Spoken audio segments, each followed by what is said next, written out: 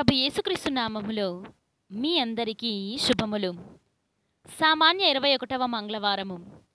మేము దేవుని సువార్తను మాత్రమే కాక మా జీవితములను కూడా మీతో పంచుకొనుటకు సిద్ధమైతిమి. మొదటి పట్టణము పునీత పౌలు గారు తెస్సలోనిక ప్రజలకు రాసిన మొదటి లేఖ 2వ అధ్యాయము 1వ వచనము నుండి 8వ వచనం వరకు. సోదరులారా, మేము మిమ్ము చూడవచ్చుట వ్యర్థము కాలేదని మీకే తెలియను గదా. మీరు ఎరిగినట్లు మేము మీ యొద్దకు రాకముందు ఫిలిప్పు నగరములో బాధల అవమానములు పడినప్పటికీ మేము దేవుని యందు ధైర్యము తెచ్చుకొని ఎన్నియో ఆటంకముల మధ్య మీకు స్వార్థను ప్రకటించితిమి. ఏలన మా బోధ మోసపూరితమైనది కాదు, అశుద్ధమైనది కాదు. అంతేకాక దేవుడు మమ్ము ఎట్లు మాట్లాడకోరునో ఎల్లవేళలా అటులనే పలికెదము.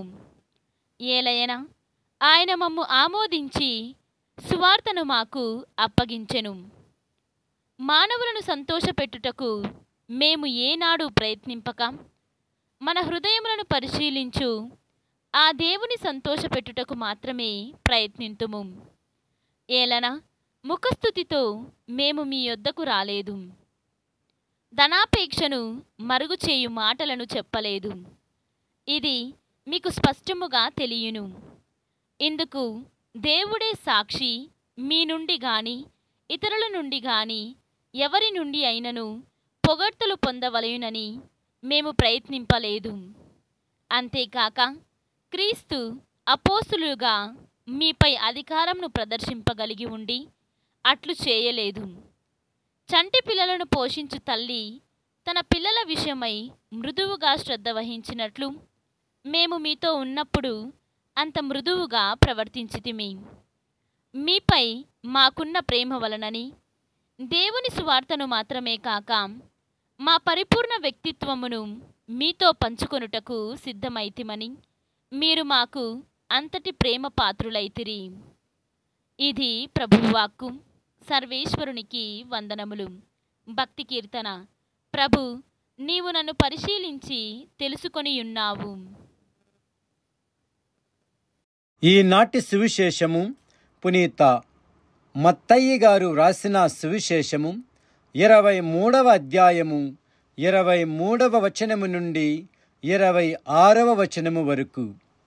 అయ్యో, మోసగాన్రైన ధర్మశాస్త్ర బోధకులారా, పరిసయ్యులారా, మీరు పుదీనా, సోంపు, జీలకర్ర మొదలగు వానిలో కూడా 10వ వంతు చెల్లించుచున్నారు. కాని ధర్మశాస్త్రమునందలి అతి ప్రధానమైన చట్టమును, న్యాయమును, దయను, విశ్వాసములను నిర్లక్ష్యము చేయుచున్నారు. వానిని చెల్లింపవలసినదే కాని వీనిని ఏమాత్రము నిర్లక్ష్యము చేయరాదు. అందులైన మార్గదర్శకులారా, మీరు వడబోసి దోమను తీసివేసి ఒంటెను ద్రిగమింగుచున్నారు. అయ్యో, వంచకులైన ధర్మశాస్త్ర బోధకులారా, పరిసయ్యులారా, మీరు గిన్నెను పల్లెమును బాహ్యశుద్ధి చేయుదురు గాని మీ అంతరంగము పూర్తిగా దౌర్జన్యముతో దురాశతో నిండియున్నది. ఓ గ్రుడ్డి పరిసయ్యుడా, గిన్నె పల్లెము వెలుపల కూడా శుద్ధి ఎగునట్లు ముందు వాని లోపల శుద్ధి చేయుము. ఇది క్రీస్తు సువిశేషము. క్రీస్తువా, మీకు స్తుతి కలుగునుగాక.